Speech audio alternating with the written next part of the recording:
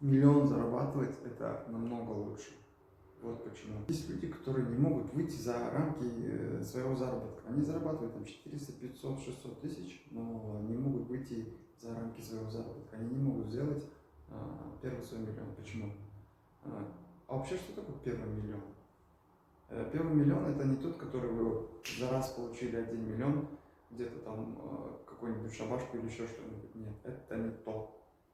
Первый миллион – это который вы накопили, и вам это понравилось. Это азарт. Если посмотреть прямо назад, столько времени вы работаете, заработная плата не увеличивается за миллион. Почему? Потому что вы не сможете накопить.